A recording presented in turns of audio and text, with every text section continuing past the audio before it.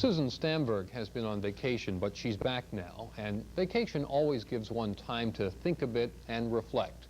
And today, Susan reflects on shopping and spending and kids and college, not necessarily in that order. Susan. Hi, Jamie. We had great bluefish on vacation. Really? Yes. Oh. And driving back from what's always too brief a vacation, we were in Rehoboth the other week. I couldn't help noticing how the roads are studded with factory outlets, just as you cannot seem to hold an event without printing up a T-shirt to commemorate it. It now seems as if you cannot drive from one place to another without stopping off en route to buy some not especially inexpensive and not very well made set of dishes or shower curtain or designer coat. What was the matter with trees and bushes at the side of the highway? Why do we need pottery outlets?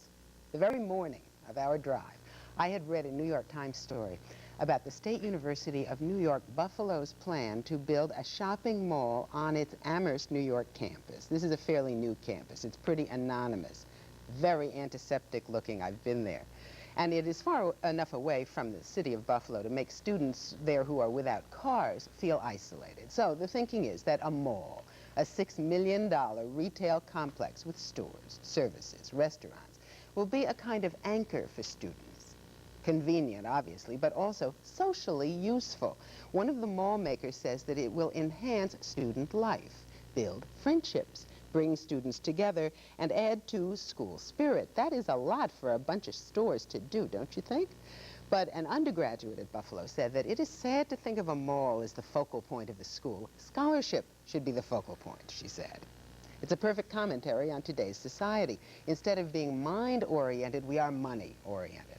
Another Buffalo undergrad was quoted as saying, a university is a place for learning things, not for picking up the latest shirt from the Gap. Amen. Let us hear it for thoughtful young America.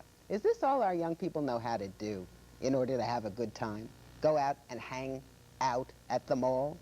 These kids who are raised in hometown shopping centers, which have, of course, become America's new main street, now find the need away from home to be surrounded by the same old consuming comforts that they knew as high schoolers. Whatever happened to extracurrics for making friends? Remember the college paper, the drama group, the library, for gosh sakes, where many a friendship, not to mention romance, began in my day. It is enough, all of this mauling. Getting and spending, we lay waste our powers. William Wordsworth said it, and he was right. How much can we buy, after all? At some point, don't we just simply run out of shelf and closet space, not to mention money? I'm Susan Stamberg. Remember those old Steve Allen things? Yes, he would do, and he'd get mad and he'd holler. And he put his press hat on. Yeah. Now, you know, Susan, the only problem here is you're beginning to sound a lot like a grown-up. Oh, I know. Isn't this what it's an illusion. Isn't this what our parents said to us when we were growing up? Oh, gee, in my day, we didn't do all these things. I mean, our kids really aren't any What's your different feeling today. about malls? They're a necessary evil. Evil. I read a science fiction book once in which the premise was that these malls kept multiplying. They kept doming over everything until the entire planet was It's the new covered in a shared dome. carpeting. That's just what happened with shared carpeting years ago. The same thing has happened. It's the mauling of America. Well, we'll continue to follow this story. Thank you, Susan. Still to come on Capital Edition, dig through your pockets for some change. I think I hear the ice cream man. Ooh.